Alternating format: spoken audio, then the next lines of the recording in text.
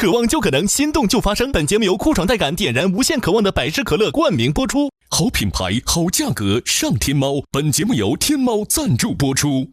美味曲奇趣多多，巧克力味豆多多。感谢我们的职场搭子趣多多赞助播出。华为全新旗舰平板电脑 MatePad Pro 5G 强光炫光，轻松大手笔。智能电混4驱，无惧雨雪湿滑。本节目由领克10EMP 指定赞助播出。本节目由专业做扫描3亿人都在用，职场必备神器扫描全能王赞助播出。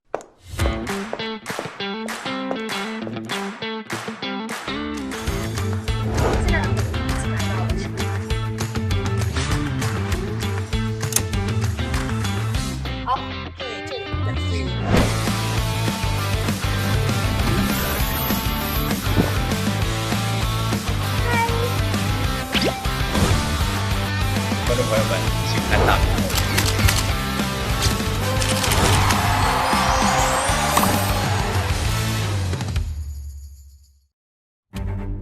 我们这个考核呢，是需要你们来完成一期东方新娱乐的制作，你们需要自己来撰写播报稿，是有一个嘉宾的现场互动的，嘉宾是脱口秀演员孟川和赵小慧。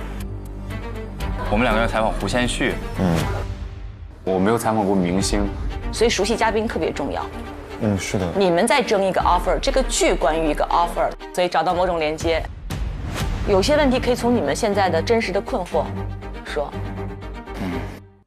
Hello， 大家好，我是笑容暖暖的佳宁，我是活力满满的雨佳，这里是东方新娱乐，山东段子王孟川，职场清醒人赵小慧，欢迎二位，欢迎。前面反正还得要改，真读起来还真有问题。就是我上1年级的时候，我爸妈就把我送到寄宿学校了。那你觉得你有欠缺安全感吗？有，非常有，老师。非常有，我是一个非常缺安全感的人。我很害怕。根本一点都不自信，我都是装的，根本。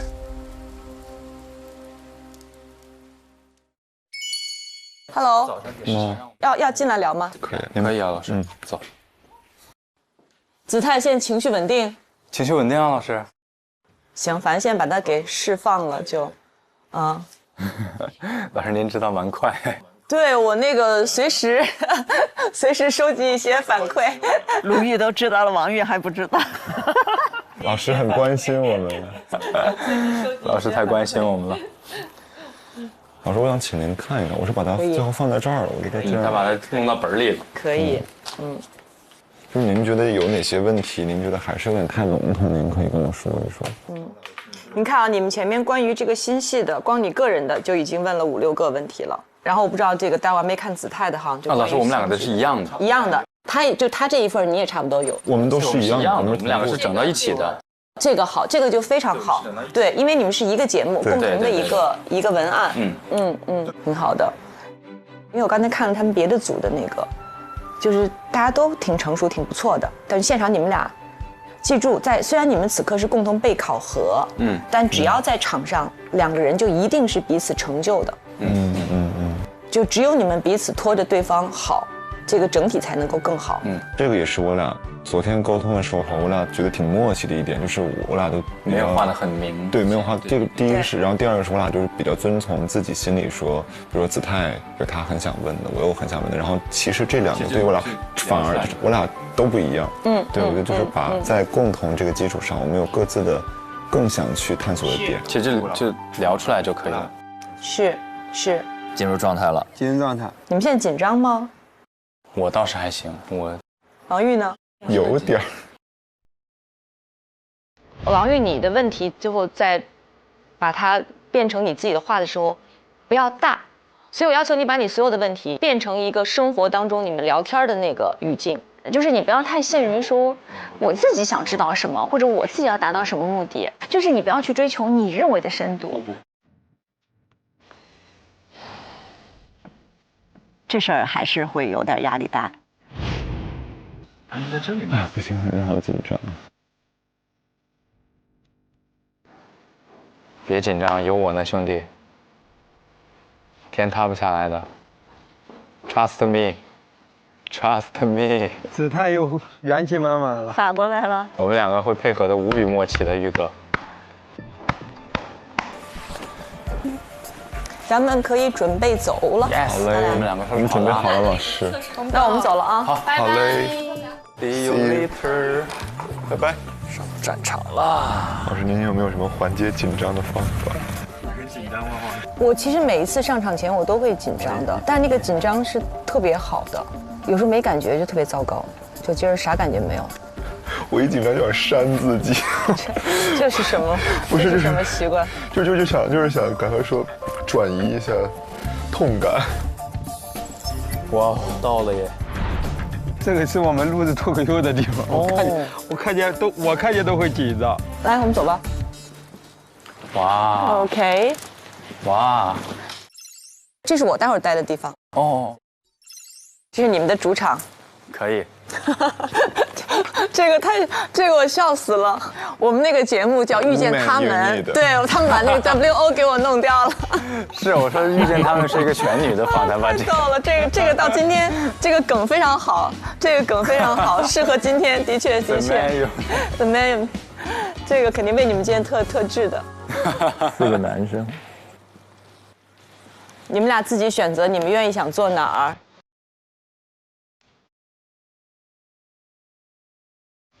我也没有一个。你们感觉就瞬间感觉哪儿对就哪儿对，直觉不犹豫。坐吧。OK。此刻主场是你们啊，你们需要什么，你们随时 Q 我。好。你们就是主持人，现在。需要跟工作老师要点热水。我来问他们，你们俩先摆东西，感觉。对，你们摆你们的东西，感觉一下。哎呀，喝茶呢。好专业呀，你们这些男孩现在生活都很精致，太好了。事先做一些功课，这个准备还是不错的。他们俩一看明显就是喝茶的。设计准了吗？对。哎，我们现场有没有喝的东西啊？我把茶带过去。对，我们可以带壶茶过去。哎，那杯呢？茶杯呢？我现在买几个？我上网上买4个。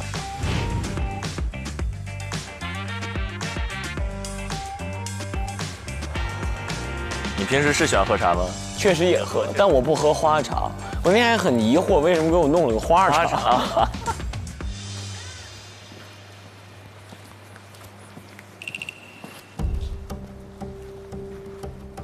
老师是这样，不好意思，是这样的，我们这个壶它可能需要一会儿，您大概在5点多的时候，您帮我们新烧一壶可以吗？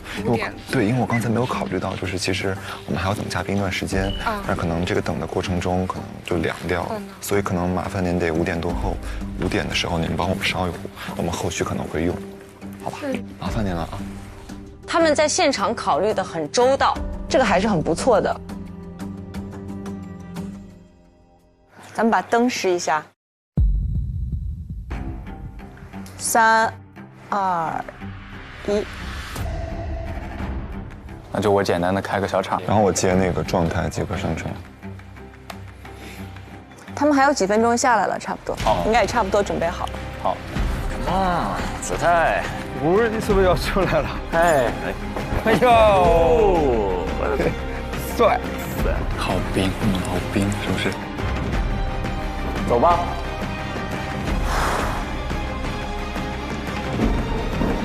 来了，即刻上场。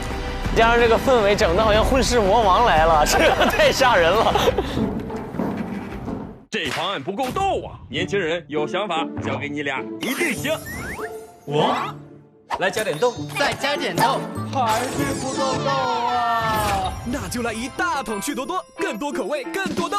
趣多多巧克力味道缤纷，豆多多香脆趣多多，一起灵感高起来口趣多多，一起趣多多，我来趣多多，一起趣多多，美味趣多多，哦耶！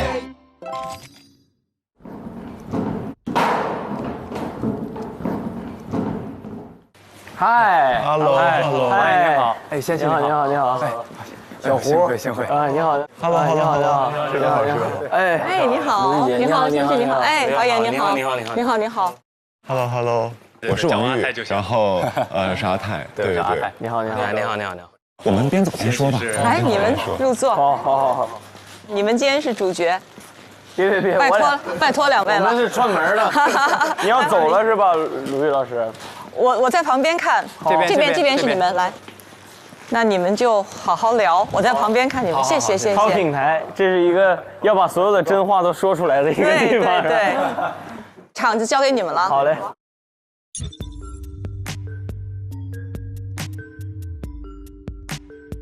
我们给你们准备了点茶。对，准备了点茶。哎呦，谢谢。谢谢。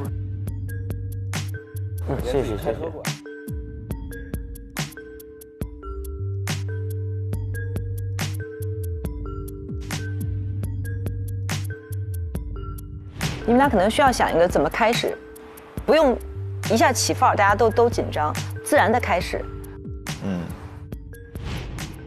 但说实话，我想了很多次怎么跟两位见面，结果刚才师哥，你们要搞一个什么仪式吗？我们也怕那种，实际上特别正式的那种欢迎，感觉就有点坐不下来那种。对。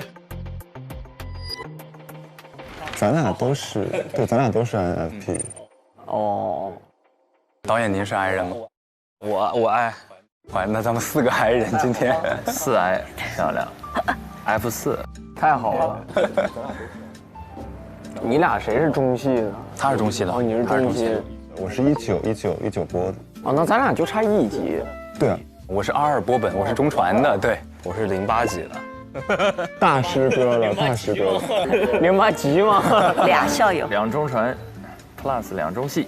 然后今天这个本来不是鲁豫老师的这个之前的录制的空间嘛，他们是一个新的节目叫《遇见他们》，你看到是 The Woman Unit， 然后现在变成了 The Man， 把那个 WO 去掉了。哦，之前是一个全女的访谈，然后现在咱们是全男，就是为了我们。对，这样其实也舒服。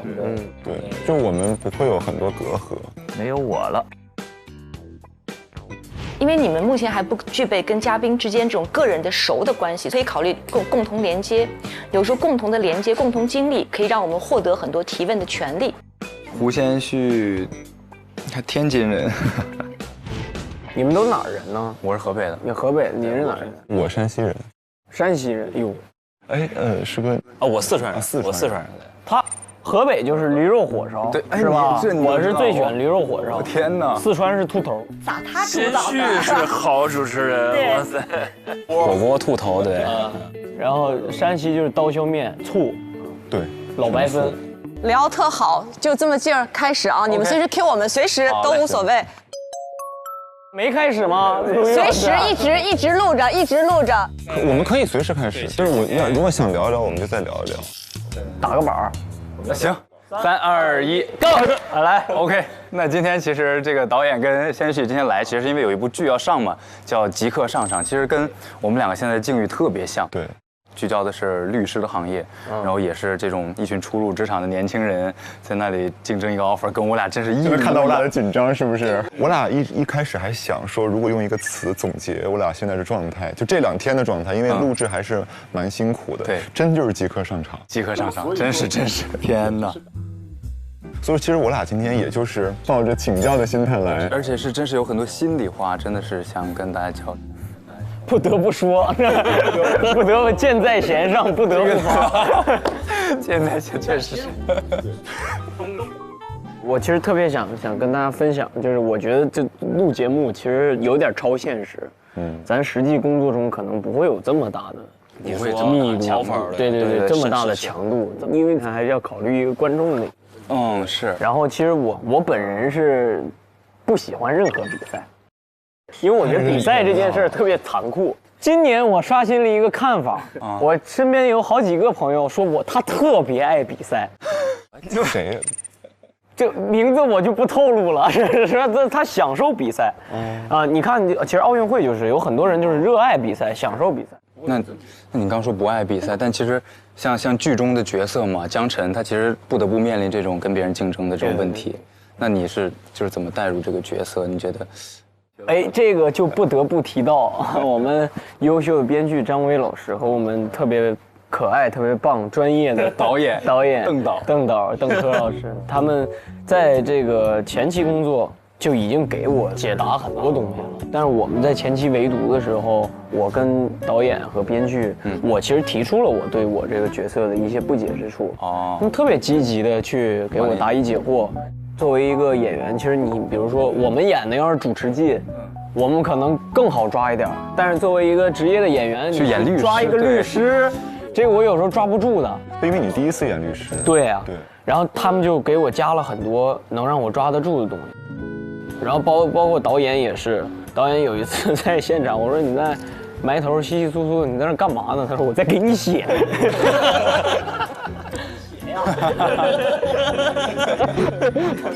挺好的，进入状态了。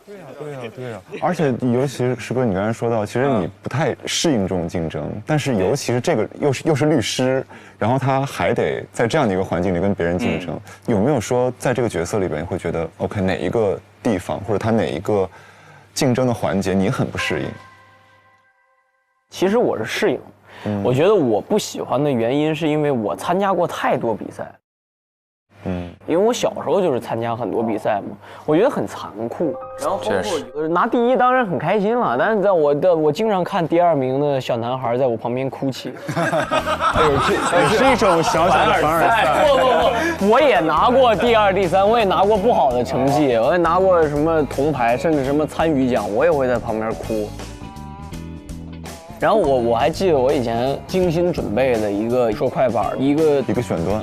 对，一个表演片段，准备了多少词儿？然后最后输给了一个另外一个选手，那个选手的才艺是边唱歌边那个耍那个悠悠球。那也是杂技，对，但你们3个就排在同一期啊。你们要从你们3个人选出来一个今日之星，一个是玩悠悠球的，一个是说快板的，你说这怎么比？那导演，您刚刚像这个先旭说了，他其实不是特别喜欢这种竞争，所以导演您当时选先旭演江辰这个角色，当时是怎么考虑的呢？要记住这个谈话场一共有4个人，不要忘记还有一个嘉宾，就所谓一个谈话的一个氛围，你们4个人都是要有表达的。演江辰这个角色当时是怎么考虑的呢？首先他对吧，现在出了名的是。既年轻又貌美，对吧？实力派演员。然后除了年轻貌美，我觉得他是年轻的这一代演员中我认识的，属于特别爱思考、特别爱学习，然后特别聪明的这种类型。就包括你跟他聊天，你其实能感觉到，对吧？非常明显。就我们在现场，我们除了聊，比如这场戏怎么拍、怎么创作外，子泰做的挺好的，他注意到了导演一直没有说话，特意关照了导演，这点是很重要的。哦呦，这个好。我不像是在一个比我小10岁的一个人去聊天，因为有思想深度。对，有时候我跟他聊完天，我会觉得可能收获更大的一个人可能是我。那不至于，花飞了，马上要飞到棚顶了。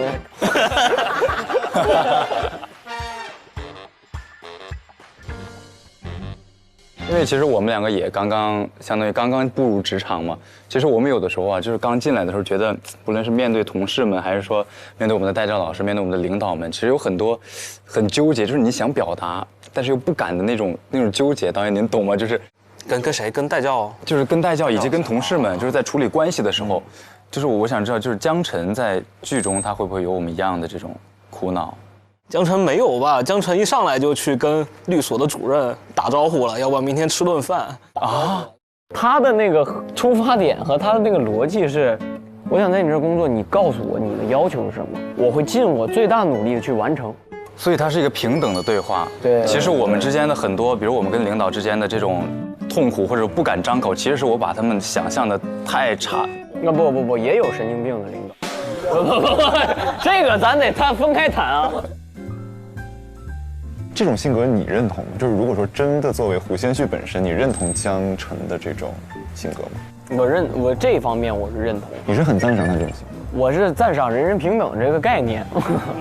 对，我觉得没有尊卑之分，只不过是有长幼、经验。哎，我觉得长幼是我在我的这个价值观里，我觉得是存在的。那你应该演得很爽啊！就是你很认同他的性格，他其实，在一定演的过程当中，他其实是让你觉得他来实现你的一些想法。但你看，我跟江晨有一个，就是我今天还说，我说我在那戏里，江晨做了一个和胡先煦截然不同的一个选择。什么？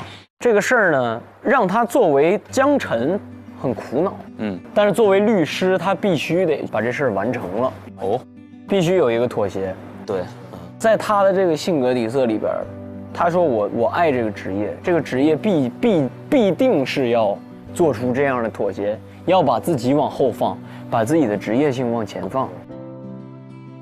如果是胡先煦本人的话，我可能会转身离开。对，他做了一个不同的一个选择，但是那个选择是多方面的压力下，一方面长时间的这种高压的竞争，一方面又他考虑他自己的职业性，一方面又在和自己的原生家庭开始做对抗，然后他是种种压力吧，他做出了这样的一个决定。你很会说哎，真是好的被采访对象，你很会说。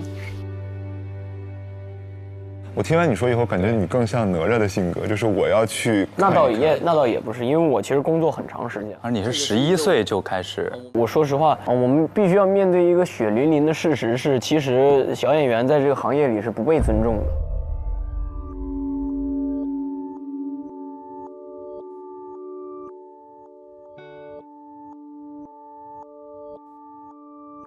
以前我小时候拍戏的时候，都不是副导演，是那个执行导演下边的执行导演，再下边的那种演员副导演，就是他在现场挨完骂回来就骂其他的小演员边角料那种。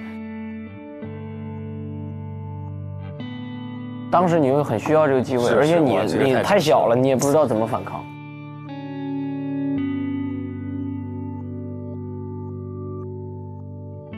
听着。挨着，对，然后一点一点长大，对，经历过，确实经历过，所以我其实现在是更注重保护。我每次看到那个现场有的小孩什么的呼来喝去的，我就会生气。这个从一些方面来说，你也很共情江晨这个人物，其实有时候你也是心疼他的。这个问题也好。我觉得这个戏让我觉得很有意思的地方，而且让我觉得，我希望观众去从这个角度去看待这个剧，是因为我们这个剧每一个角色都很让人共情。他是，你看我们君安、王悦的提问都很有思考，能够引出嘉宾有效的、有内容的回答，这种就是一个好的访谈。我要一直把它做下去。有的人是我爱这个职业，但是我要达到某个我想达到的位置，我要跟着我自己的心走，我不会不择手段。有的人是会不择手段的。对，所以我们提供了其实更多的价值观和更多的可能性。对，所以说我觉得这个就非常立体，就是其实是每个人在寻找自己人生意义的时候，拿到那个 offer 的时候，他真的不是说一个律师的 offer， 一个律所的 offer， 他其实他是往他人生那个 offer 来走。其实他有一句台词嘛，就是我们所有人都奔着这个 offer 来。但快要结束的时候，好像发现每个人都拿到了比 offer 更重要的东西。对啊，就是其实每个人发放 offer 的形式不一样，但是我们在拿到 offer 前的那个纠结、那种等待，包括先煦哥刚才说这种不被重视到被重视这样的一种过程，其实每个人都是能感同身受的，而且我觉得是一样的。对。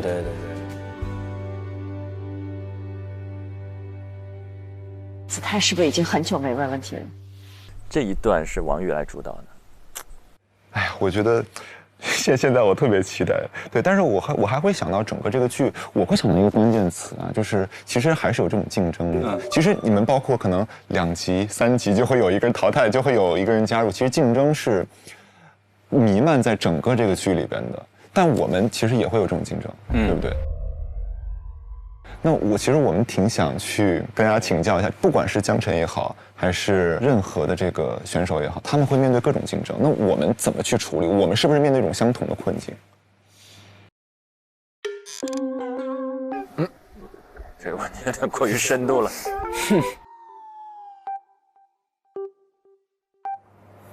啥困境呢？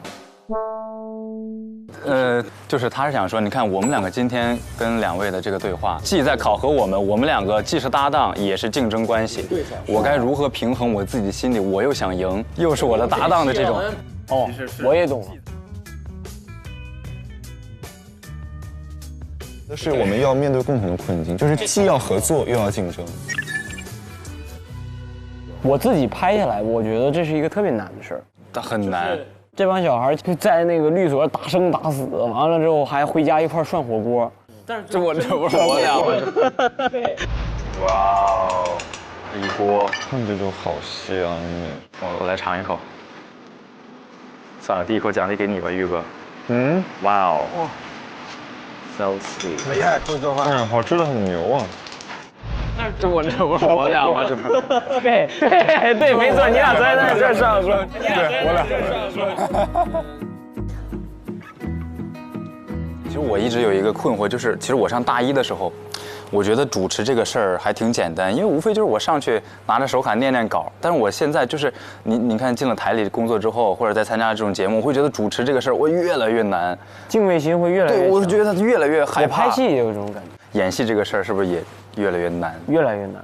小时候没有那么多包袱的时候，觉得特别简单。对，就好像上了大学，真的接触那种系统的理论上的知识之后。你会觉得哇是这样的吗？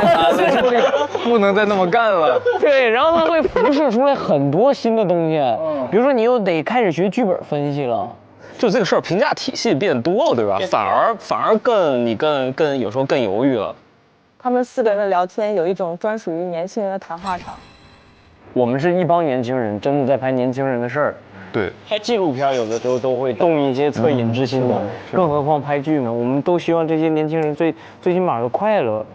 因为有场戏嘛，我觉得特别那个拍茶水间的戏，拍着拍他从画外出来的时候，拿了一个面包袋抹果酱，你太松弛了。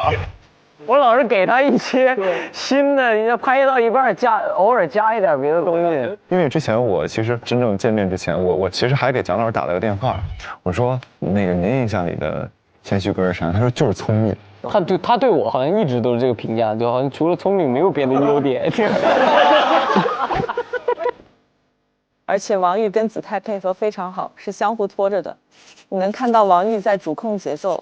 哪种环境下的这种表演方式会是你最喜欢的？我想演戏，其实我没有正儿八经的演过戏。你再看之前小时候的那个表演的状态和现在，会有不一样吗？最大不一样是长得不这么一样。小时候特可爱，我之前流派还是那个流派感觉。子泰就像相声中的捧哏一样，在全场溜范儿，都夸你，后人就挨夸，这你受得了吗？主持人没法评判好坏。就是真的是，如果你爱这个事儿，一直做就好。我看小胡很多的采访，其实证明非常有思想深度。我是真是乐意聊天的那种类型，但是我是怎么说呢，老跑题。没事，我们今天随便跑。我能演愣啊，但这边有一个更愣的。那就看我们主持人自个好不好？对，我们都是你们最丰富的素材。什么意思？要把我换了？精彩。而且能够感受到他们4个人都越聊越轻松，就像4个男孩在宿舍夜聊一样，多好。越来越生动。玉哥终于遇到了他最适合的一个节目形式，一个场。对，之前老感觉他那些深入的东西无处安放。但是我就会想，那种被选择的感觉会不会更提前？因为你从很小就开始接触这样的演员的机会。我只能说是到现在也在面临这样的问题。演员就是一个一直都在被选择的一个职业吧。其实我们现在也处于一种被选择状态。我的心态是真的没有办法处理的那么好。你能给我们支招吗？我可以给你们分享一个故事。这个故事发生的时间也不是那么长，然后我也从来没对外讲过。我只是觉得这件事儿对我的冲击很大。就是有一天我们正常，我跟一个我很喜欢的一个老师在一起吃饭聊天，然后呢，我们到后边我们就打着玩，然后哇，不知道那天怎么了，我俩就是老是差一点就赢，差一点就赢。然后我就跟他说，我说哎呀，真遗憾，咱俩每次都差一点赢。他突然转过来就看着我的眼睛跟我说，先旭，我这一生到现在，永远都每一次都只差一点。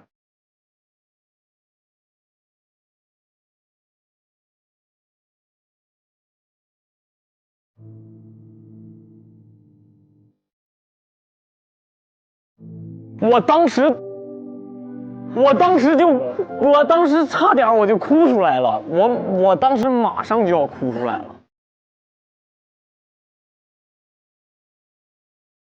久久的说不出来一句话，我就这样看着他，然后我就很难受，我特别难受，然后我就说这句话实在是太有分量了。然后我酝酿了很长时间，我说，哎呀，你这话说的让我很心疼。他的反应是，那你心疼啥呀？我觉得这挺好的，这个事儿才是给我最大冲击的一个地方。你有啥可心疼？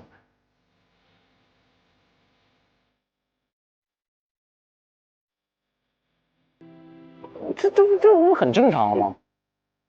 不是那句话给我的冲击，而是他面对这件事儿的态度，就是我差一点幸运就差一点幸运，我依然很快乐。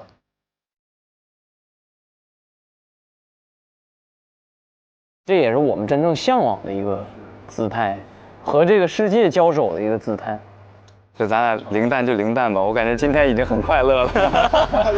就比如说有一个人来跟你说我特别心疼你，你一直零蛋，你心疼啥呀？我很快乐，我比得很开心。对，我今天很开心啊，我今天跟大家聊天很开心啊，零蛋零蛋呗。你不能光看什么时候赢，这也是一种态度。这是一种态度，就弄得我跟小丑似的。我说，哎呦，我特别心疼你，你心疼啥？但那个是给我启发挺大。那感觉那一天比赢一晚上都有用。是。我觉得子泰在悟，他在一点一点，对，他是真听进去了，击中他。导演会觉得这种感受会在这个剧里边看会有，年轻人嘛也会，对，有不被承认呀，不被父母承认，不被代教律师承认，但是他依然去很积极的。对，我觉得像他说的一样，就是他首先得做好自己嘛，可能有前有快有慢，有先有后，但是我觉得只要做好，总会有你最想要的那个东西来选择你。年轻人这三个字，它其实好像已经不再代指的一个是一个年龄了，它好像指的是一种处境。处境很重要，很重要。特别同意，我特别同意，对。因为是因为我们两个，我很忐忑，是因为我们两个之间纯素人。但是这个节目播了之后，其实我们会或多或少的会受到一些关注。我不知道我在这个节目当中的表现如何，我不知道播出之后大家会喜欢我、讨厌我，或者是甚至是厌恶我，就是这些东西。所以其实我面对未来我很迷茫，我不知道未来我们会获得怎样的。你就带着这份迷茫往下生活呗，就是扛下去。给你搞得受不了了，你就走。这个我觉得就一点不用担心，就做好你自己就可以了。对，你作为公众人物，你被评论是必须的，我觉得。不是，你俩的目的是什么呢？是想拿到 offer， 还是想在这个过程中得到一些关注，更好的为接下来职业更好的发展？其实有时候我觉得人就是还蛮贪心的，就是既要又要，对。但是我觉得是在既要要的过程当中，你会就是扭曲自己。所以说，一开始我觉得我又想拿到 offer， 又想得到关注，对。但现在我就想，如果说我就在这个节目里，我从这个访谈当中学到什么，我从我的考核当中学到什么，我也就可以了。所以说我发现，当我自己去专注做自己事情的时候，那种焦虑感会慢慢降低，对。其实我的心态是一直在变的，就像我可能刚面进来的时候，我会觉得我说我要争取一下这个 offer， 然后一开始很雄心壮志，后来0分就慢慢的就降下来了。然后但是后来就比如到今天见到鲁豫老师了，然后认识了这么多的老师，我就会觉得哇，这一切好像很值，我就值了，我觉得有这些就够了，所以我就会觉得好像拿不拿也没有那么的重要了。这一路我其实收获了有成长，有认识了大家。各种的收获其实高兴、快乐，对，我觉得就够了。那你们该争取还是争取吧。对，是要争取的，是该做好自己的。对，我觉得你从哪个角度去看这个事儿，我觉得你都有自己的玩法。你比如说，我就要拿 offer， 那我就在专业上使劲着急，这是一种玩法。或者我希望被更多人喜爱和关注，那我俩零蛋组合，我俩就耍零蛋耍得开心，耍得快乐，一样有很多人喜欢我们的。不仅零蛋，还零蛋出一些优越感，这个也可以啊，对吧？光脚的不怕穿鞋的，完全变成光脚的，我俩就零蛋，那怎么了？那怎么了？对吧，王毅又能粉，但不管怎么样，不能态度消极。对，态度要端正。对，态度不能消极。这个确实是。今天我们是来那个给自己打鸡血的，对。那如果能帮到你们，我们俩就没白来。能帮到，真的能帮到，真的。我们从见面那一刻，我就觉得已经手心不出汗了。对，因为我们其实来之前很忐忑，我说万一我说俩人不说话咋整？他在，你不用担心，不用担心。他俩像过来心理咨询似的，被胡咨询师好好的开解了一把，通透。整个的氛围场非常的开心，萌萌安慰。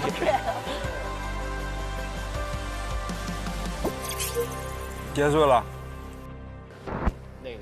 所以最后，如果说这个剧真正开播的时候，我们在看的时候，我们看到的不仅是压力，是竞争，是这个竞技，其实还是会看到我去如何面对我自己。其实我觉得最重要，我们这戏里。一方面职场比较重要，另外一方面就是人跟人之间的。其实跟你们是一样的嘛，你们又是对手，又是同伴，对吧？是的，又是朋友。结束了不可能不联系了吧？他还得请我吃饭呢。对啊，我结束之后就咱俩吃点。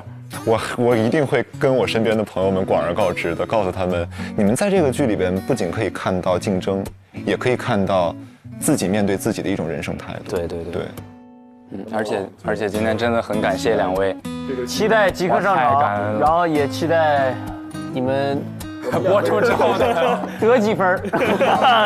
谢谢，多谢，真的辛苦两位说感谢，来导演非常好。你们得真的，你们得谢谢小胡，你们俩先谢谢小胡，先谢谢小胡，我们拥抱一下，然后谢谢导演，谢谢导演。然后你们俩先撤，我先跟两位嘉宾聊聊，好吗？啊，辛苦你俩回去休息吧。那我们先去，好，拜。哇，很好，刚刚聊了90分钟，小胡关键很懂，就是两个刚刚出道新人的那个状态，所以你知道什么时候给他们点劲儿，什么时候接住他们的话。但就能感觉到他俩就是刚开始的时候有一度觉得有点离稿离得太多了，想往回蹬。我有几次聊到一个新的东西的时候，我能感觉到他在往回蹬。那个时候我就在想，他为什么不接着往下问？对，他应该接着往下问。那个是的，是会出内容了的时候。是的。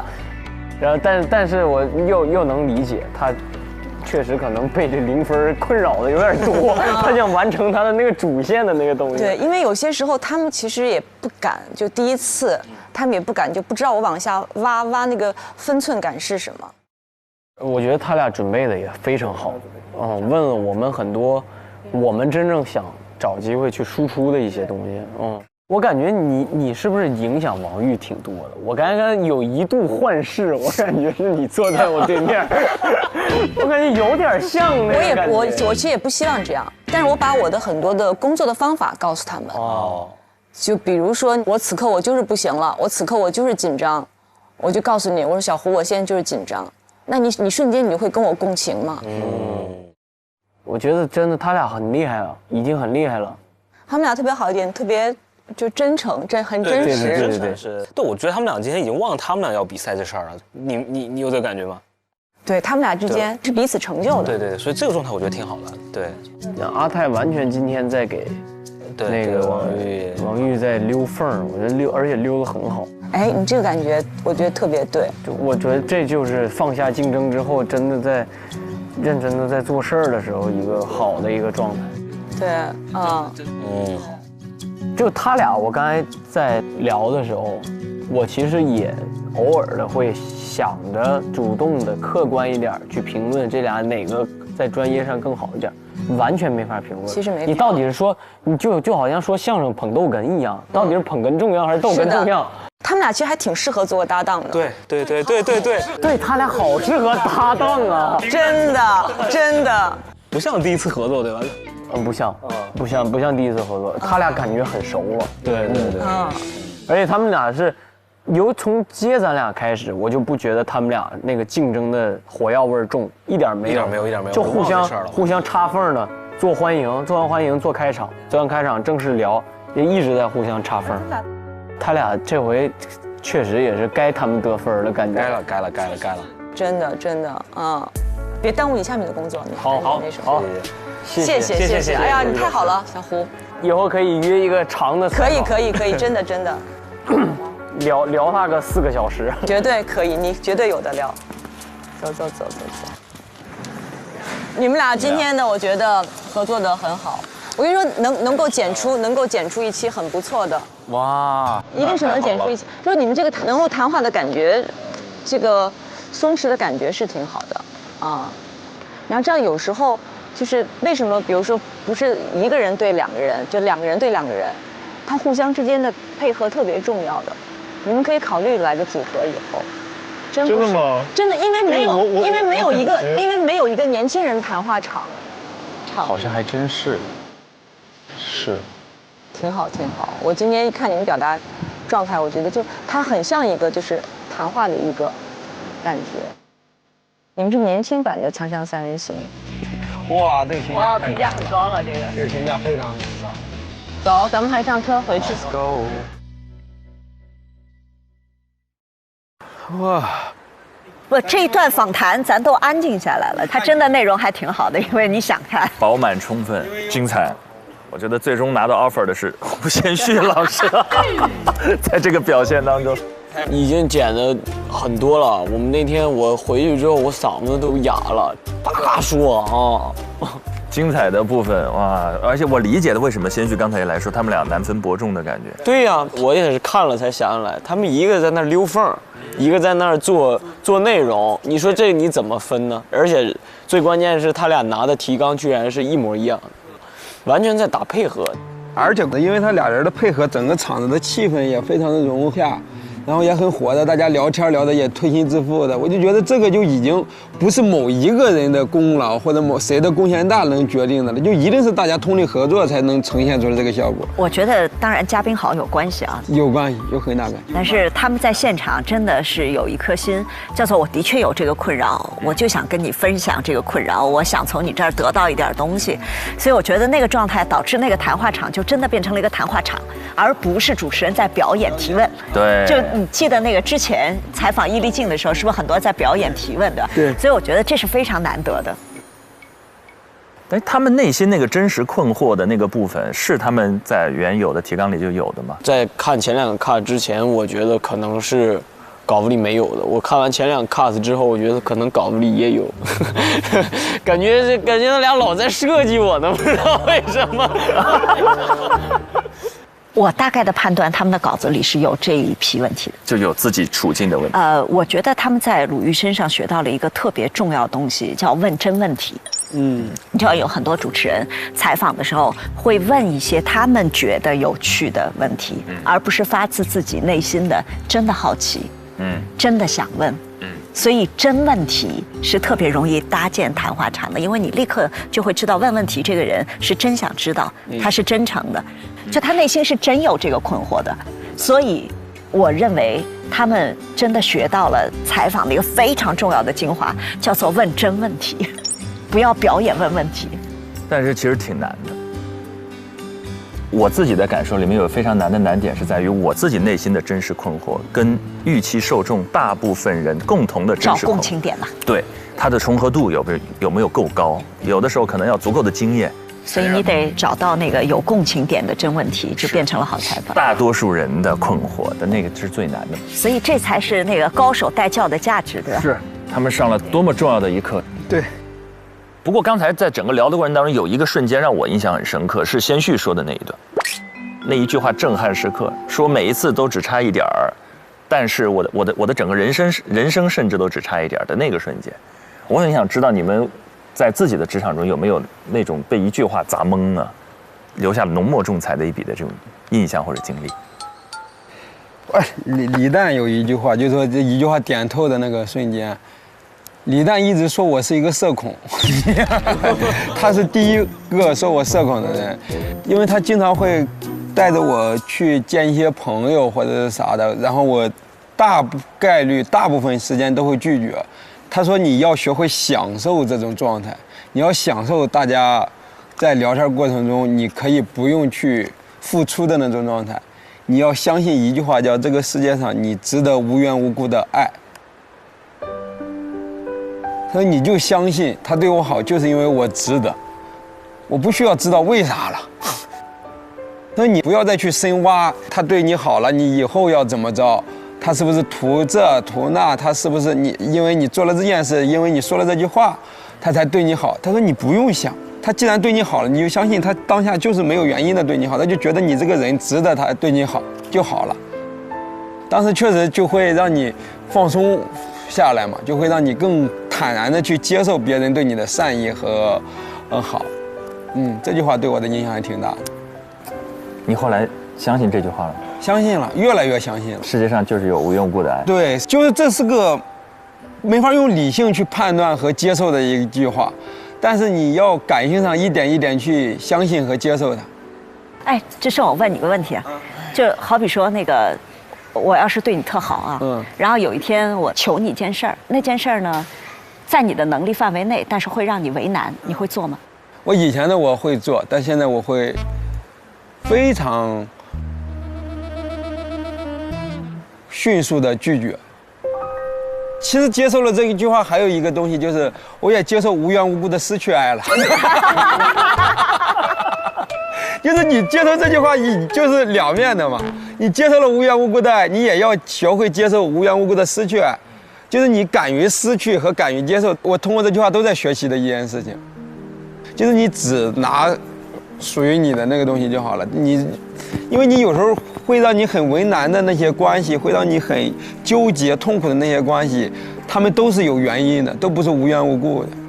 所以你就让他来或者走就好了。接受不劳而获，接受不翼而飞。对，哎，着急 ，no reason， 天哪，这个世界。我就突然想到，就是有一句话其实还影响我挺深的，是我看足球的时候，贺炜老师，就是我特别喜欢他的解说。是的。然后他就说过一句：“请不要相信胜利就像山坡上的蒲公英一样唾手可得。”然后就给我很大的感触。就有些时候，你像我在学业啊，还有其他方面，也会或多或少有一些竞争嘛。然后最开始的时候，你也会有那种，哎，我要是没有拿到我想要的成绩，或者说啊，我想考个第一，我没有考到怎么办？但是在我真正听到他这句话，然后我去理解了之后，我就觉得说，其实没有什么大不了的。更重要的是，我在那个过程中我的收获，而且我也认为就是困难是解决不完的。你这一刻的成功，只是你在这一个评价体系里面的成功。当你完成这个评价体系，跳到另外一个评价体系之后，你又是一个新的起点。哇，你这个完全应该刚才这个 cut 直接送给子泰和王玉，我觉得对他们也是极有启发的一个感悟。我就觉得这句话对我的启发还是很大。是的，是的，人是有无数个评价体系。对。子琪呢？就是我拿我练球那个阶段来说吧，我谈不上喜欢或讨厌，但我更多的是跟自己比。我印象特别深刻的是，在网上看到那个缘起性空还有三句意，其实是和智胜接受无缘无故的爱和接受无缘无故的不被爱，其实是一样的，就是看到他，但是又看空他，然后又接纳他的所有，就是他来是缘，走又是空。对啊，来是缘，走是空，空才是常态。缘聚缘散，缘起缘灭。我反复看那段视频，我看了 N 遍，然后当我慢慢，我突然理解了他说的意思之后，我发现我对于很多事情的心态就发生了很大的改变。就很多事情就是我去追逐它，但是我不是为了追逐它。大师，子琪大师。还得先做个人，做个好人，做个有真情实感的人，然后那些话语才会出现。哇，哎呀，刚才大家各自分享了各自的顿悟时刻，我没想到《金刚经》在里面都出现了，就是缘起性空，本自具足，这确实是一个需要修行的过程。但是呢，修行也在屏幕里不断的继续。现在是到了我们需要修行的过程了，我们需要选人，2组，2队，各自我们要找出一个名字。我们可以先分享一下自己的观点，然后来进行举手投票。我们从双家组开始。哦，双家这个真的很好难选，好难选。就55分，他们这一局55分。觉得刚才节目表现当中，雨佳的表现更胜一筹的3、2、1，请举手。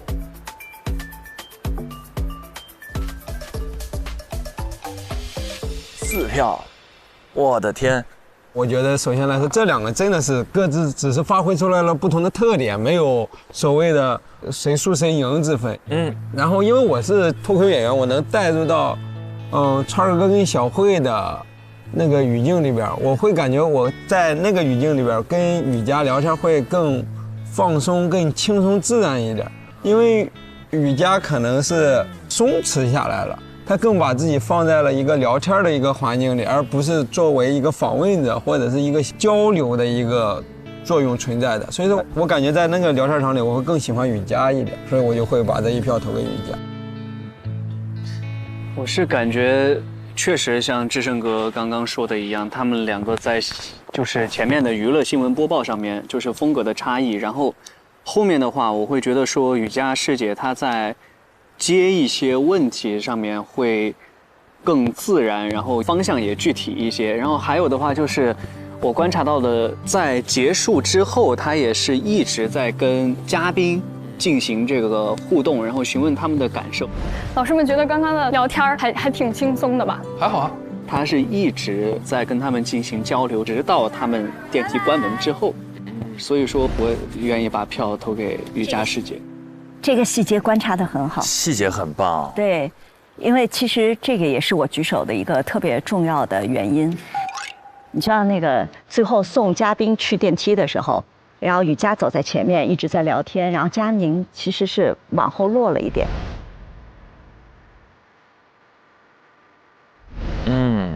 有个小细节。所以我们的代教老师真的很细心，因为其实干记者也好，你做娱乐新闻播报也好，你是免不了要跟人打交道的。是，只要你要跟人打交道，其实你从实习生的时候就要学会，就要见嘉宾的时候就要先聊起来，你是不能沉在自己的稿子里的。是的，这是我投票很重要的一个理由，就是雨佳跟节目调性度对更匹配、更契合。其实我的票已经决定不了我们这个，对吧？那你的意见对我们很重要。因为他是电影学院的。所以你投给雨佳呀？哦，是这样的。所以你看，行业里有师兄师姐是特别重要的一件事情。是的，这个是。先旭呢？我投这一票不是说，我觉得他俩谁能分出一个谁更好，我只是觉得这个佳宁作为一个踢馆选手，首先他有一个自己的压力在。我们在看第一段的时候，他还在熟悉环境呢。对。然后呢，他其实完成了很好的一个兜底的工作。他们发现没有稿子的时候，这个雨佳出去了，然后佳宁迅速补位，然后和嘉宾进行一个沟通。包括，娱乐节目需要讲娱乐性，但是他又问了一些真正有深度一点点的问题，他在负责这个。所以我觉得，你要说这轮谁表现更好的话，对于我来说，我还真挺难判断的。都是毫厘之间，其实。那第二组，子泰、王玉，这个更难了。我把票投给邓科。邓科。我把票投给你。我们全票投先旭吧，我天。投先旭。觉得在这一组镜头呈现过程当中，子泰更胜一筹的，3、2、1，请举手。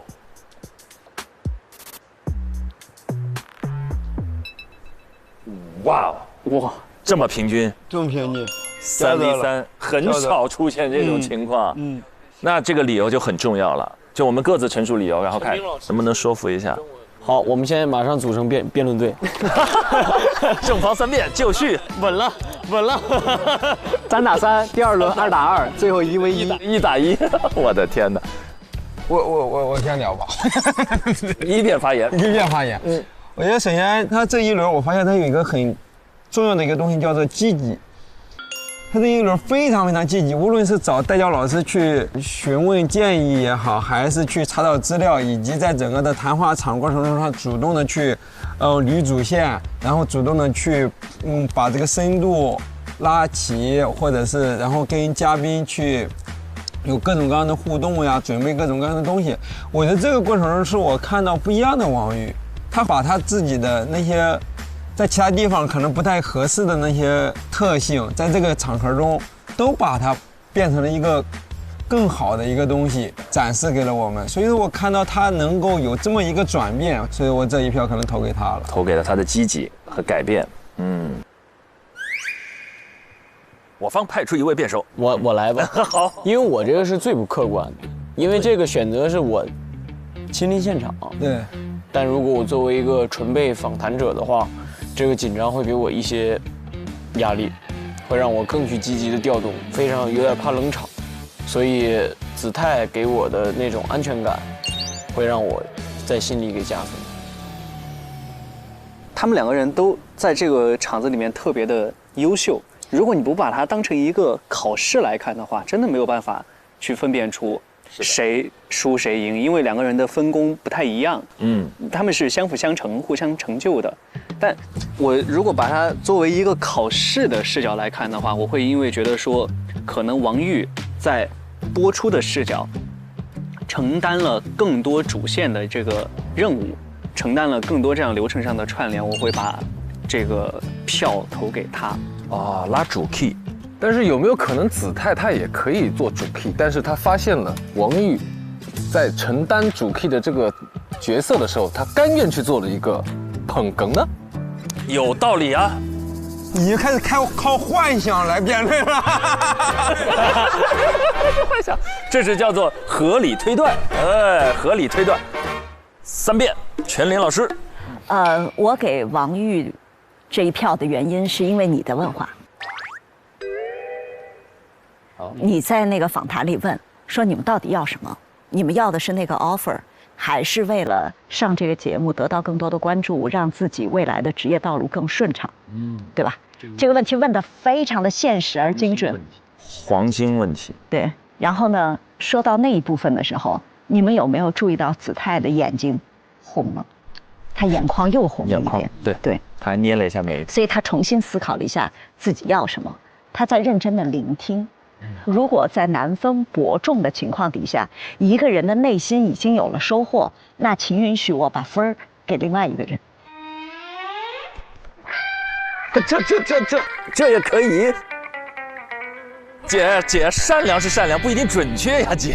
你怎么能够确定你现在的判断就是准确的呢？我们都认为难分伯仲。是在不准确的情况底下，一个人得到了真谛，内心得到了成长，那我们就把分儿给另外一个人吧。你辩也出现了一个靠幻想的。来吧，理性，宇宙中心。我心目中的理由是这样，我有2个原因。第一个原因是我做判断的核心原因，就是我在假想，抽掉其中一个人，哪个对这个节目影响更大？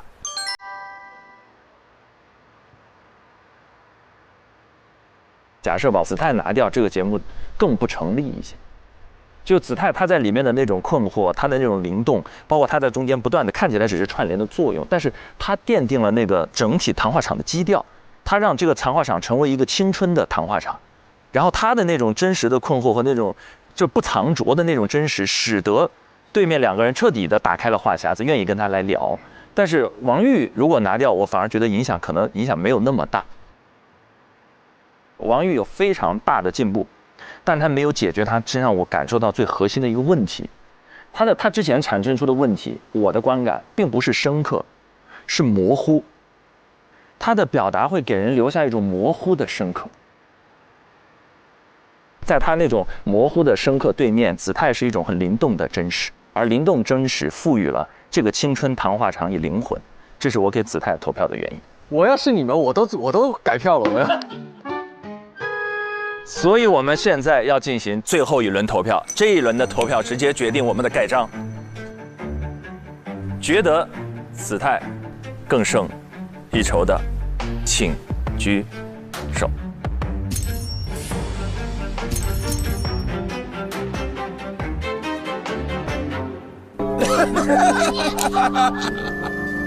完了，白打了，完了。因为我参与过鲁豫老师作为评审的那个节目，所以我觉得鲁豫老师会更偏向于王玉吗？子泰，王宇。你这不是硬来吗？我也参与过一个鲁豫老师这主嘉宾的节目，但是。那怎么弄？对呀，鲁豫老师会怎么选呢？我在最后说一个吧，最后一个观点，盖棺定论理由，鲁豫老师就在现场，他氛围他是能感受到的。哦，有道理。我们是根据刚才剪出来的片子判断，但鲁豫老师根据那2个小时整体的表现判断，而知道这2个小时的只有先旭。哎呀，不行了。我还是相信小胡2个小时的判断，然后如果输了，我再狠狠的侮辱他。你要干嘛？志胜哥，你听我说，你就算猜得再准，这 offer 也不会给你。好，子泰，来，觉得子泰的3、2、1，请举手。4票，盖章。来，有请飞行嘉宾先旭到我们的这个盖章板前。天哪，史上最纠结的一次投票。快打起来！我们刚才决出的是 offer， 然后子泰 offer 表现得这么好，值得我们给他盖个章。好了，我希望我们此刻的推理是正确的，但此时此刻弹幕是不是也是正在心跳加速？给在座各位和弹幕的凹粉进行一个温馨提示，可以呼吸。来，我们一起来看看最后的结果。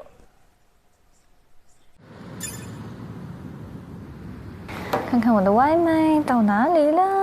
你还看外卖？别看外卖了，老师。看结果行吗？看票。你点了什么？写了锅气湖南盖饭。你不是喜欢锅气吗？对啊，但是我今天要休息一下，我今天其实吃点轻食，因为昨天吃太猛了。我昨天也吃多了。你们一起去吃的啥？你们吃的啥？我考你一下，你知道北京烤鸭怎么卷吗？你们是不是都不会去四季民福？对，我们去四季民福。哇，在北京要大排队的那种，根本排不上。也要大排队啊，就是跟白老师合照大排队。对。哦天哪！有一个人他跑了40、50米追出来，合照。哇，天哪！随处可见粉丝。白老师来压嘴角，嘴角比 AK 还难压。白老师说小操作，要不是跟你们一起，我出门都戴口罩和帽子。然后白老师就想，哎呀，没有见识了，这是我的日常。哎呦，妈呀！白居易老师和于适站一起，样子也太养眼了，2个人。老早之前。这势均力敌的五官。哇！哎呀，好尴尬，我没办法。来，大家跟我们聊一会儿。我的心是碎了，太碎了。我的心也碎碎。噔噔噔噔噔噔。一句话也不想说了，我感觉我的自信已经没关系，我也没谱，没关系。我的血槽已经空了。噔噔噔噔噔。Hello， 吃饭了吗？没有啊，师姐。好白呀，你们。双白组合。胡建学帅吗？你们访谈的胡先煦啊 ？Yes。还有谁？他的导演邓科。哎，怎么样啊？你们？我们2个自我感觉异常良好。哎，那你们聊得很好吗？就很嗨吗？就是我们很轻松，就纯聊天。茶喝的怎么样？手动发夹。他们好爱喝茶，他们喝了好几壶，我一直在那给他倒，接了好几壶茶。带茶这个点子太妙了，太妙了。还不是谁想的来着？你想的。我还是很难受的是，我们叫零蛋组合。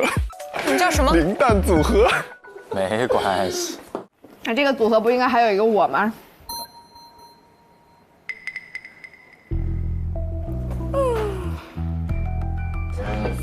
我要去抱这个柱子。不许抱，只有我们俩才能抱。为什么？这是什么梗？我们俩以为我们俩，然后我们俩就去抱了那个柱子。就要暂别了，朋友们，我永别。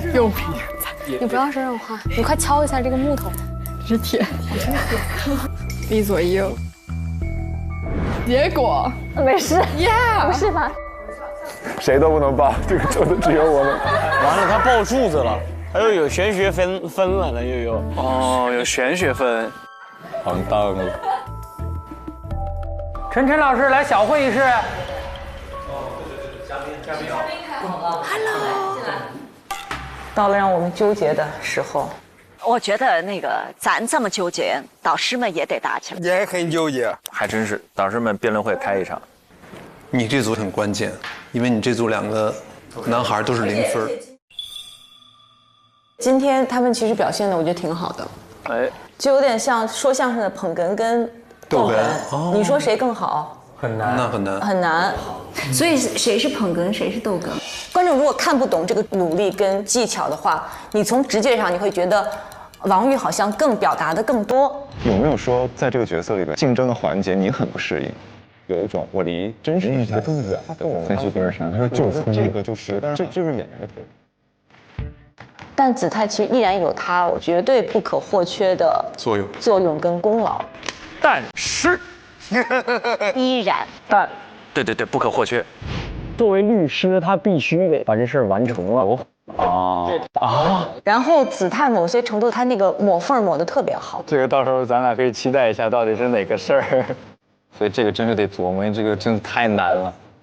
因为我感觉先旭真的是一直在保护我们2个。因为他在，王玉才会更加淡定的不断的输出，而且他们俩完全不具可比性，都很出色。这咋选呀？我没办法，我一个这么纠结的人，所以我现在非常之难。但他俩确实是真相辅相成。实话实说，他们俩很难，真的一定要再分出一个好和很难分出来。我是他，我也会很难。实话实说，就我刚才说的理由是个站不住的理由。我真的当代教老师就会很难。是的。下面请问陈晨老师，您的选择是？我其实现在还是就是我来跟你们讲一下今天发生的情况啊。其实2个女孩发挥的都非常的稳定，相对来说就是娱乐综艺性没有我们期待的那么强，但是呢不差的，真的不差的。佳宁的性格是更沉静的，雨佳可能更起到一个带动的作用，是可以直接播出的。而且很妙的是，他们都没有分过说这些问题是你的，这些问题是我的，说明他们真的都很好。我们这边也是这样，就是一张，就是一份。对，但是我们这2个女孩呢，其实，从状态来讲，她们更接近。从呈现来讲，我觉得各有千秋。所以你说一下子要分出一个伯仲呢，有点难度。哎呦。但问题就在于，我想听听你们的意见，就是如果我选雨佳，那不是就是佳宁就直接走了吗？这也不要考虑到底是谁走谁留的问题，就是你的直觉判断谁更好一点，我觉得。我突然心跳好快。你如果选了佳宁，那个就直接走了。这就是对我们来说很痛苦。总归要有个结果。我其实我内心已经破碎了，我疯了已经。这个时候。大局观一旦加入就复杂了。对。哇，王玉也已经要疯了。这是我开始的地方。佳宁才刚熟悉环境呀。没事都。子泰是真想开了，感觉。这肯定开了呀。哦，太难了，我们。我就是心疼了，确实。哎，我告诉你，我肯定对了。我现在有一个大概的推理，我肯定对了。这么有说服力。我瞬间心疼咱们。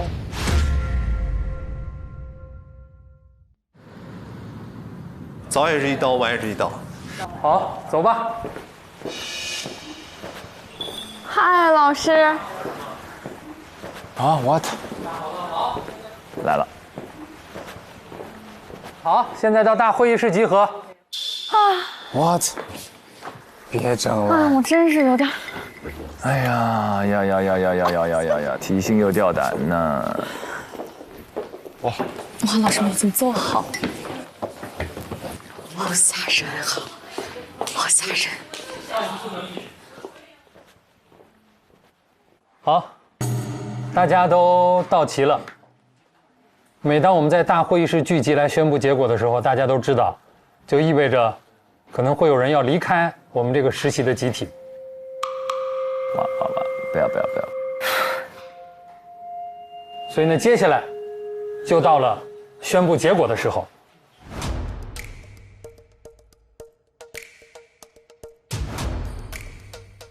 那首先从我开始，我这一组考核胜出的是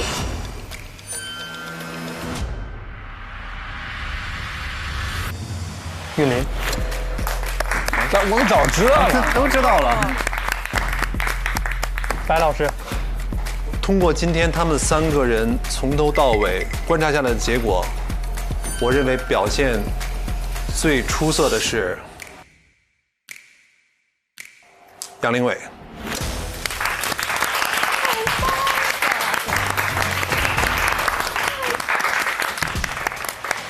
好，接下来请鲁豫老师来宣布结果。来了吧，我们先看我们的猜测，这盏灯亮不亮？子泰、王玉。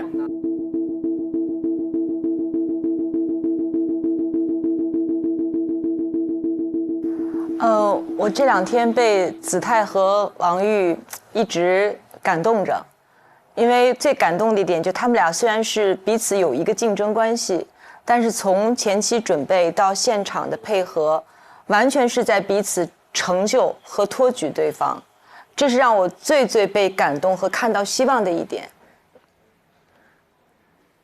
但如果只就这一个考核，有很多硬性的所谓 KPI 的指标的话，糟糕。他硬性这个词儿，就感觉到大事不妙。KPI 出来的时候。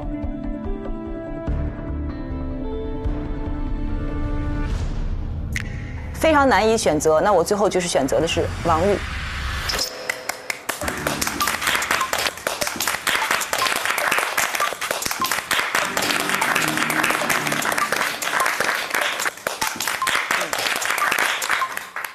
哦 God！ 没，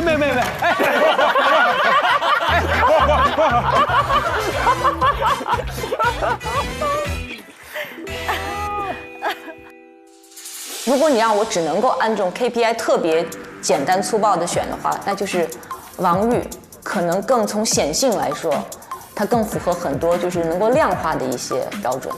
那我算了一下，他们2个加起来一共问了6个和10个很好的问题，王玉有效的问题会更丰富。这完全是俊林刚才说的理由嘛？俊林的理由他是顺着流程走的。但好在我们子泰现在已经过了心理上的那一大关，没关系，我觉得他有绝地反击的可能性。是。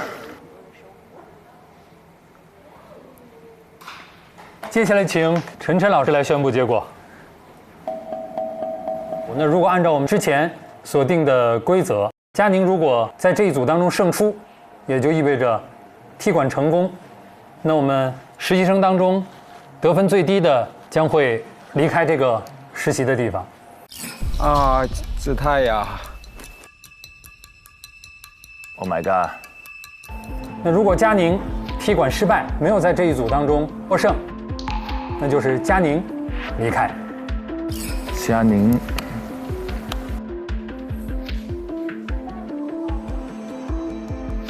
好，那最后请陈晨老师来宣布结果。你们是前天刚认识，然后就昨天一起来完成任务，今天就像一对姐妹一样，在台上呈现了非常不错的一整台节目。尤其是那个访问，就不仅是互相托举，而且是互相谦让，就是希望给对方多一些表现的机会。这种彼此的情感让我非常感动。那相较而言呢，我想在今天的课题的表现当中，更胜一筹的是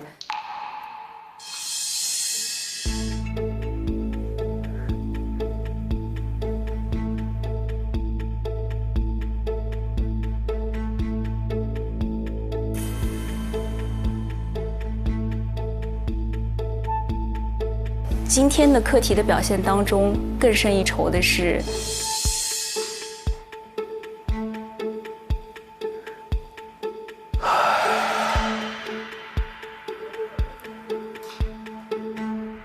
瑜伽。哎呦，那佳宁要离开，哎呀呀呀呀呀！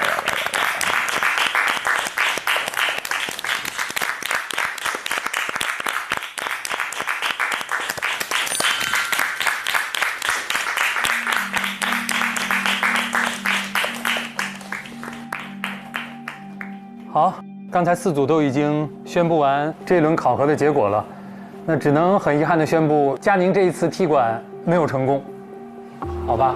感谢你的到来，谢谢各位老师，谢谢同学们，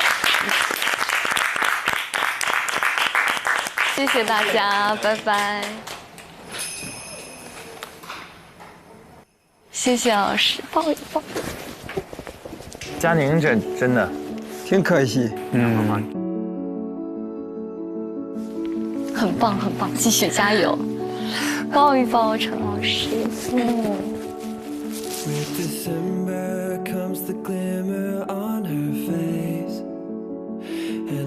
刚才都不敢看你，没事。对，如果你有更好的实习机会去别处，如果没有的话，到我这儿来实习，大四的时候来。好，直接发 offer， 直接发 offer。谢谢大家，跟大家待在一起，虽然确实只有2天的时间，但是觉得很开心。祝福大家能够在我们实习的道路上不要有那么大的压力，然后保持一种开心的心态，继续往前冲吧。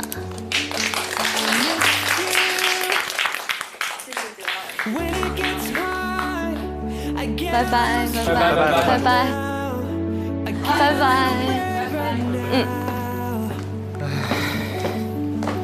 佳宁，多好啊！他刚才那一段，拜拜。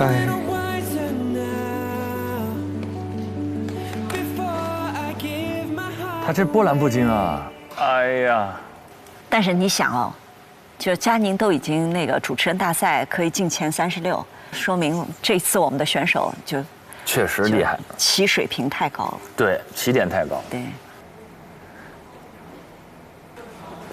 佳宁，姿态，还是姿态。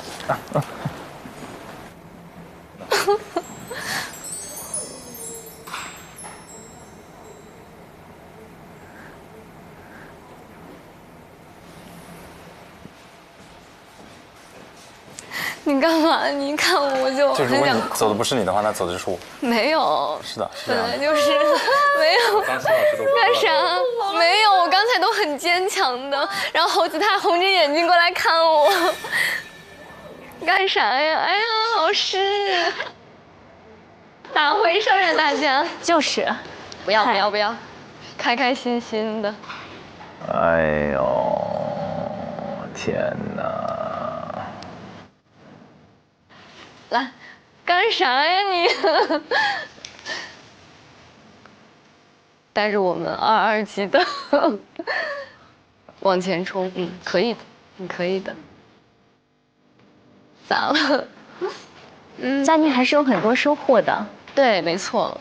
终于挑战了一次娱乐，证明自己是可以做这个赛道的。对。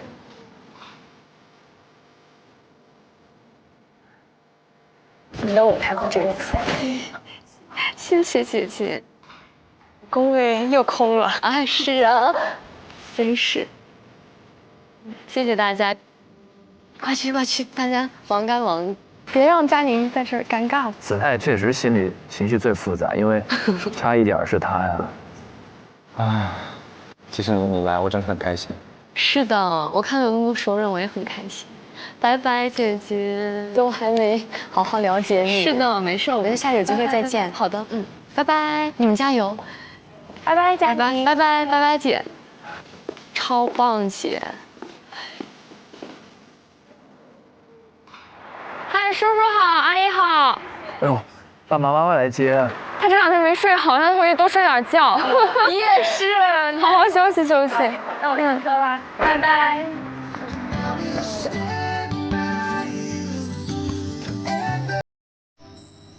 拜拜拜拜拜拜，北京见啊！拜拜，加油，拜拜。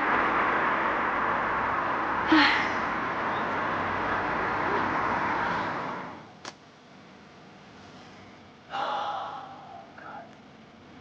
哎呦，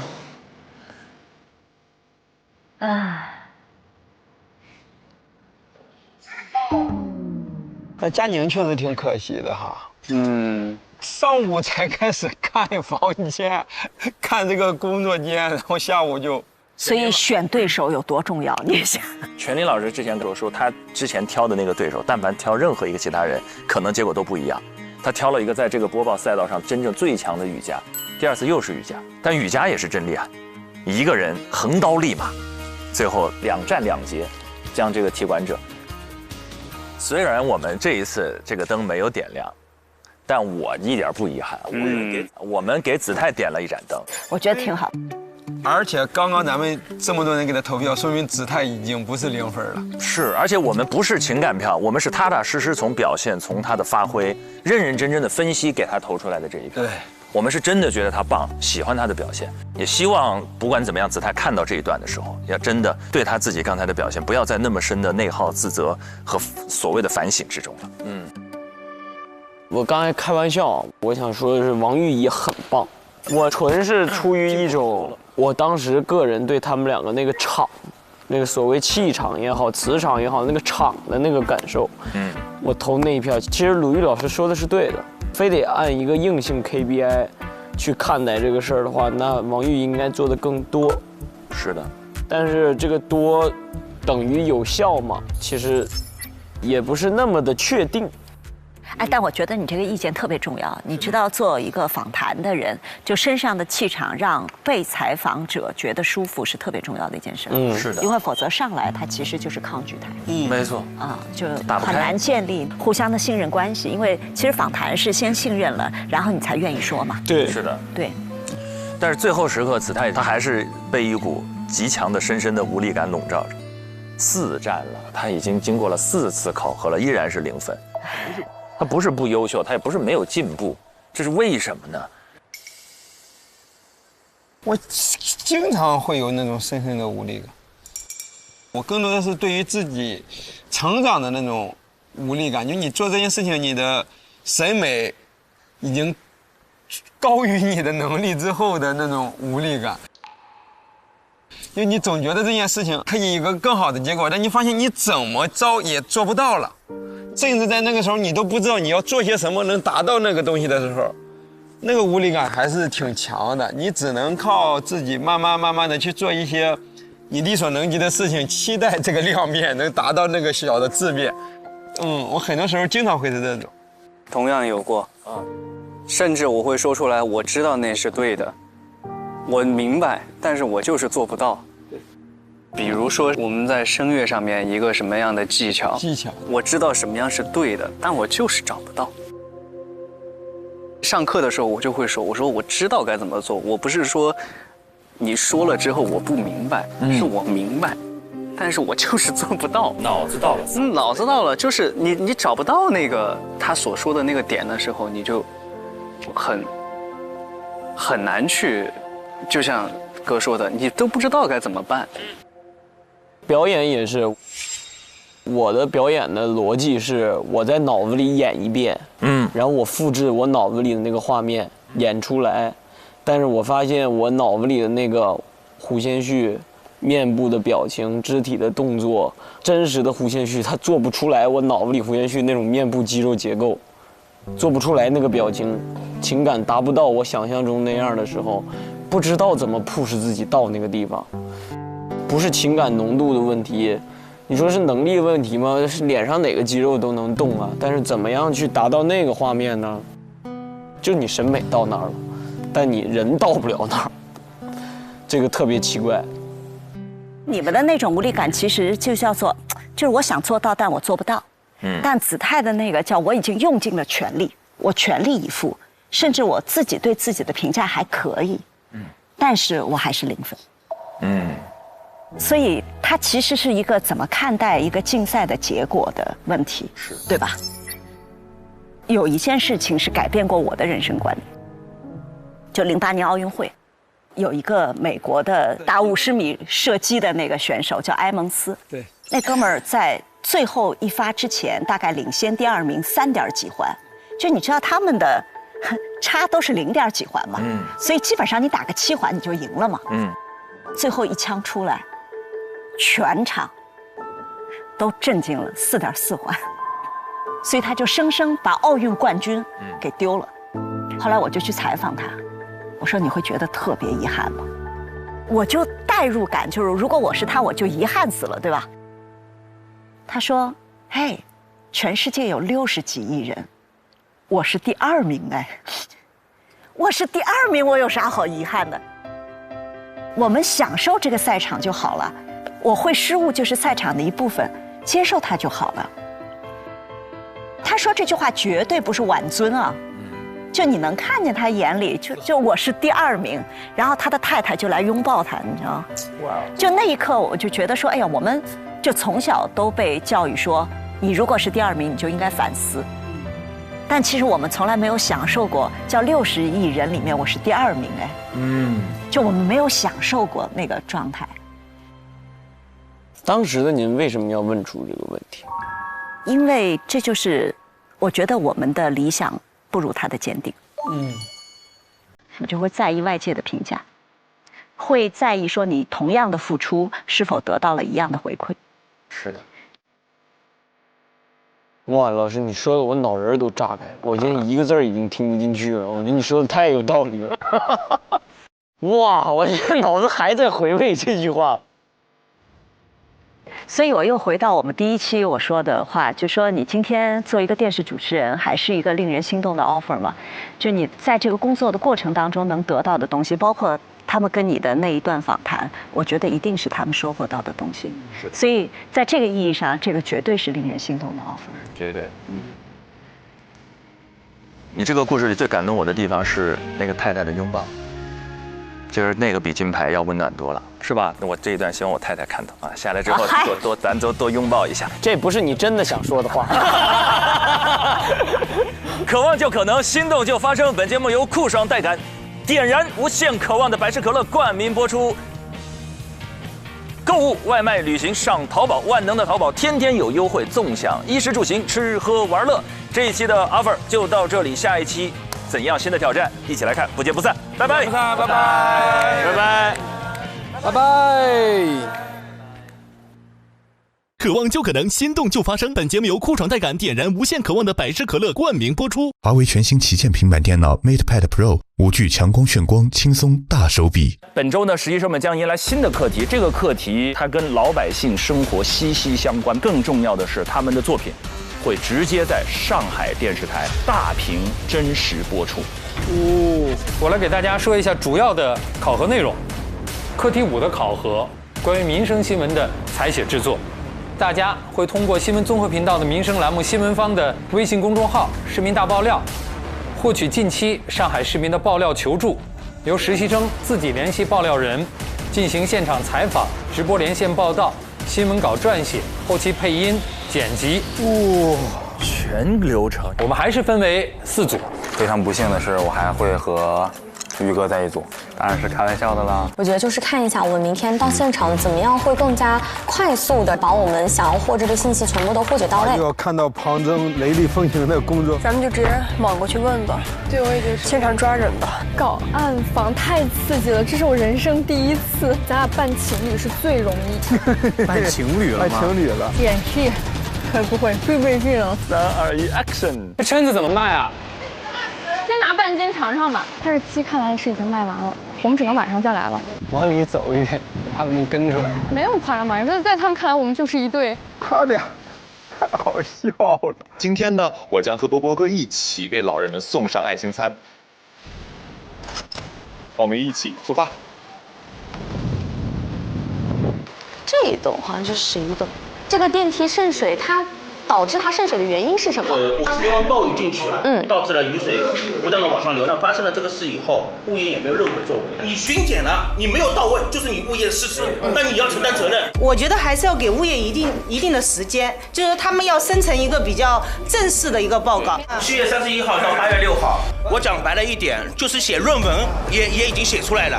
每3个季度公布一次的，我们没看到。你公布在哪里？你好，公布的话，管店看得见。没事没事。知道你家里可以看到多少？你公布的所有的小区居民为什么都没看见？难道我们这幢楼小区居民眼睛都瞎了 ？Oh my god！ 特真实，我的天，这个就是民生新闻的常态，真的。想问一下，就是这个，就因为之前这边有个机构，不接受任何的采访。摄像老师，你不要打扰我啊！不这样的话，我就要报警了，因为我觉得这侵犯我个人隐私了。你这个有点太冒犯了吧？刺激呀！现在是半夜的3点46分，我们来到了爆料者所指出的3轮车旁。这太民生，这就是民生新闻。